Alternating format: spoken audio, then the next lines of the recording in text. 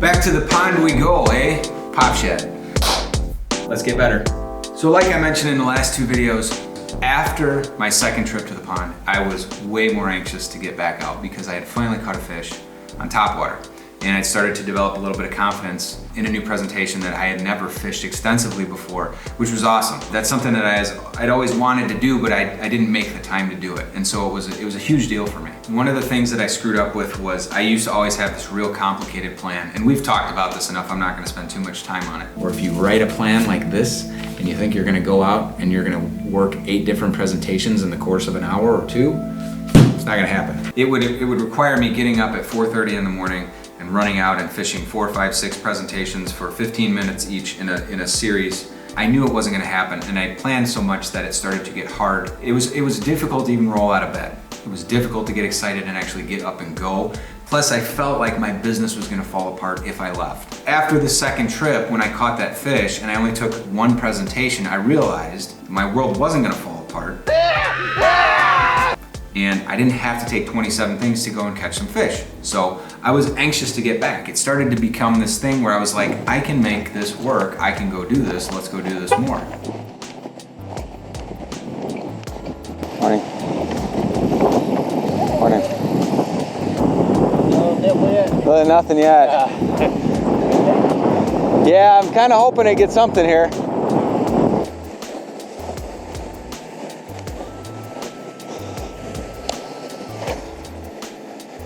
So last time we fished a frog, this time I took a Pop Shad. This is a Z-Man Pop Shad, or if it's plural, it's Pop ShadZzzzzzzzz. And I try to not refer to any of the Z-Man products in the plural sense because they add that frickin' Z in there, and it's kind of silly. We've got the hula sticks with the Z, and here we've got some turd tubes with the Z. Just the fact that they have a bait called a turd is awesome. Pop Shad. This is more of a slender profile bait. This is a topwater, this floats. It's got more of a minnow profile. Clearly there's a tail on here, so it's different from a frog. Pop Shad. So this was another bait that I had collected. I had held on to this for 4 or 5 years, and it always looked good, but since I had no confidence in topwater, I never tied it on and I never took it out. I was glad that I didn't toss this one because I started to think about it while I was out on the pond fishing frogs. But I knew that it was one of those situations where I wanted to give it some time to go and test it, but I decided if I go and I don't catch anything on it, I'm gonna throw it away.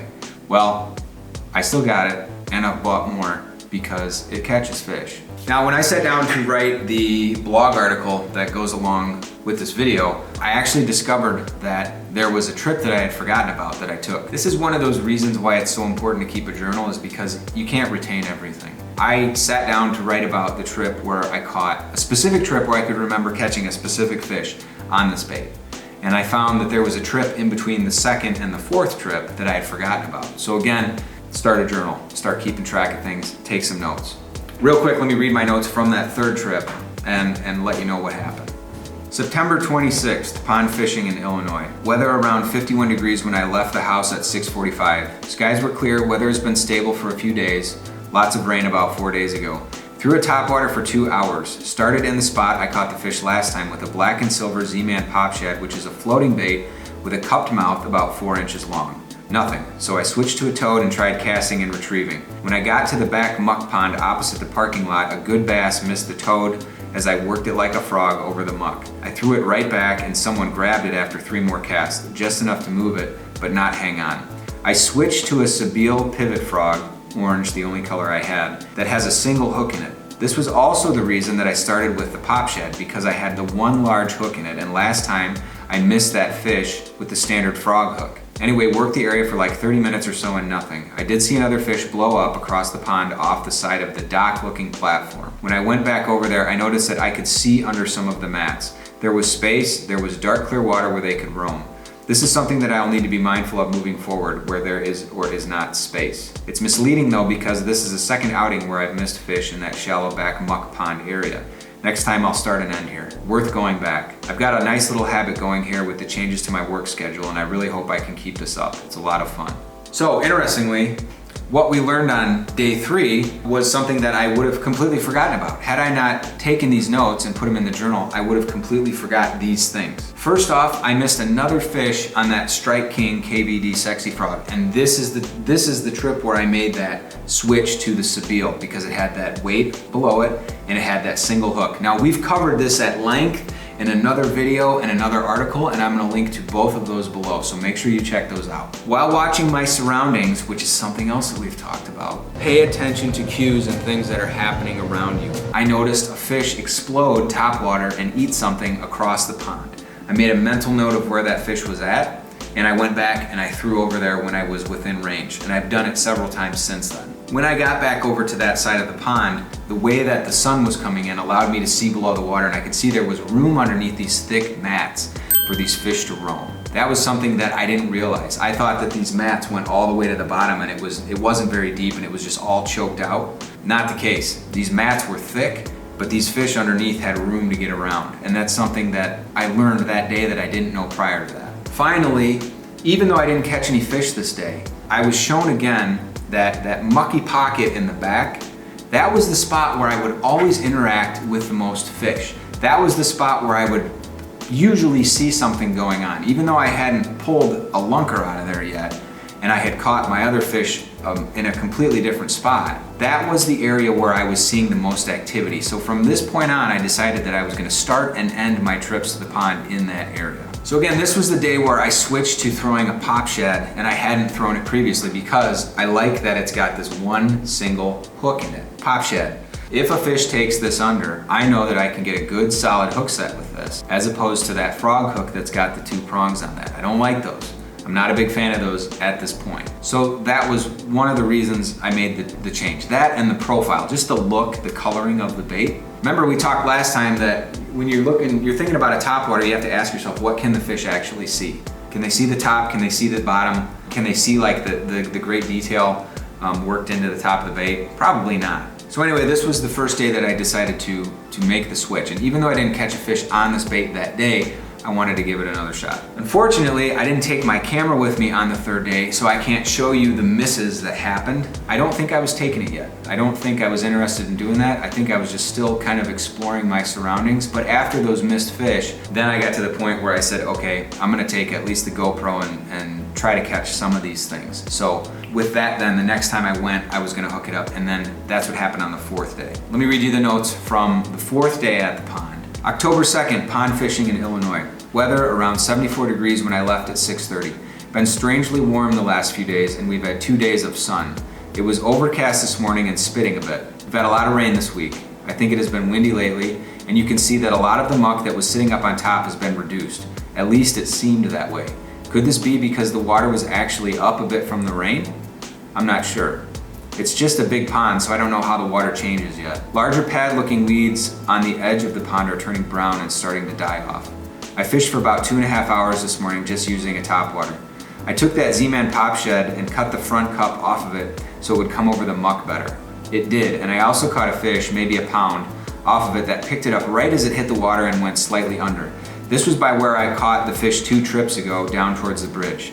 I also missed yet another fish in that back muck pocket. Well, I'm either missing them or just scaring them, and they're either bass or something else. I felt like I could slow down and try a light worm or a fluke, but I never switched.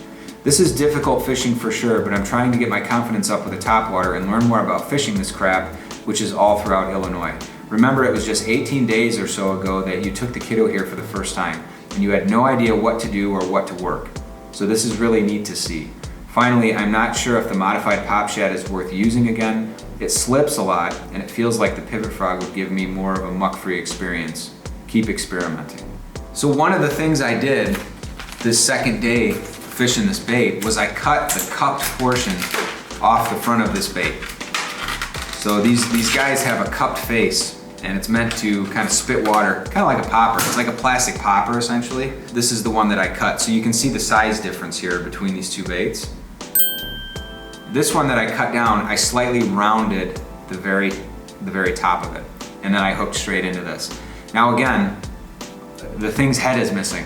So it kind of goes to prove the point that they can only see so much or sense so much when they're underwater looking up at the bait, because I caught several fish on this exact bait with the head cut off. It does come over the muck better when it's rounded like this. It accepts a hook just fine. It slipped less. I think I probably went up a size in terms of hooks, and that helped with that slippage. But that was something that I was constantly doing, was readjusting the bait. But still, it was a much more kind of a muck-free experience in terms of fishing, so it was worth it to fish it and make the change. So a couple of things that we learned on day 4. There was a significant temperature change. The weather had warmed up before I went out. So this is something that you want to be paying attention to. It was possible that the wind and the rain and all of that had an impact on the muck that was on top of the pond because it seemed to be reduced. It was probably a combination of the two things that could have reduced that muck or at least moved it around. Because I don't think the depth of the pond was changing so much. Now again, I didn't know the maximum depth and I still don't. I need to figure that out. But I don't think the water is raising and lowering. There's kind of a feeder creek on the one end and then there's some sort of dam down on the other end. And I think the water stays pretty consistent. The water level stays pretty consistent. So I'm guessing that the wind and the rain kind of dispersed and some of those smaller pads, smaller wads of muck that were on top of the water. And again, a lot of the stuff around the edge was starting to die off. Things were starting to change. It was early October. Again, the modified Z-Man worked very well. It was much more weedless. Don't be afraid to experiment. Experiment with your stuff. If you think something needs to be a certain way or work a certain way, try it out. Try it out. And if it doesn't work, if I had done this and it still didn't work and I was having issues with it, I would have thrown it away. I still have 15 other Topwaters in my Topwater box that I gotta test and go through. If this isn't gonna work, get rid of it and focus on something else, see if that works and then move on. Don't hang on to stuff. Fortunately, I did hang on to this for several years, but when I got it out, it was with the intention of, I'm gonna try it, I'm gonna make sure that it's not garbage, and then we'll make a decision whether to keep it or not from there. I've decided that this is something that is a staple in my repertoire for now. We'll see. This is a little bit different than the Sebile. The Sebile is my go-to frog. So this year there were a couple of things that happened that made me look to switch. This is my go-to soft topwater. There's a couple other things that I throw on top now at this point, and we'll talk about those later.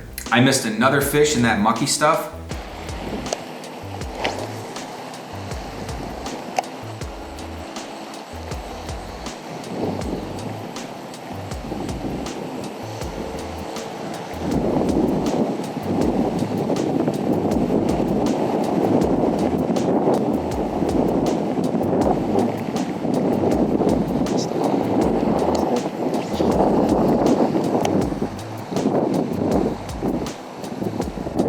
So I have to keep going back there and slow down, work it over a little more thoroughly and spend some time in there because the fish are in there. Even though I'm not pulling them out of there, I know that they're there because I'm interacting with them. Finally, this was cool because I went from zero confidence in a topwater to doing a complete 180, and all it took was 4 trips. It only took 4 trips for me to completely reverse my thinking on topwater presentations, and it was so worth doing. This is progress. I just talked about progress, making progress in the video on the Ocho. We talked about fishing a 4-inch Ocho with the VMC hook. One of the things that can make us the most happy is making progress. This was progress. This made me happy, and it continues to do so. Otherwise, I wouldn't be sharing this stuff.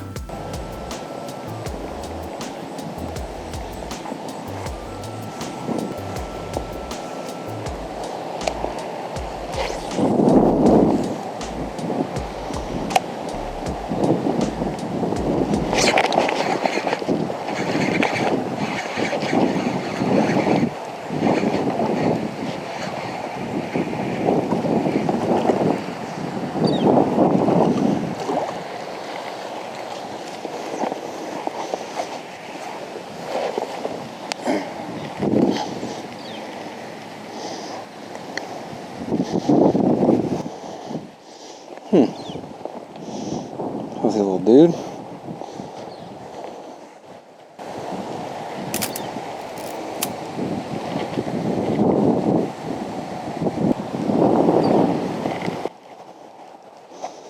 All right, buddy.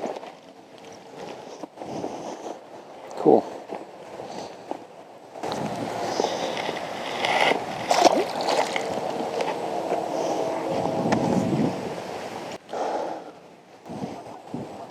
So like you can see in the footage, the bass took it as soon as it hit the water, which makes me think Is it the bait, or could I have literally had a stick tied on with a hook on it and thrown it out there and landed it just in the same spot, and that fish just reacted?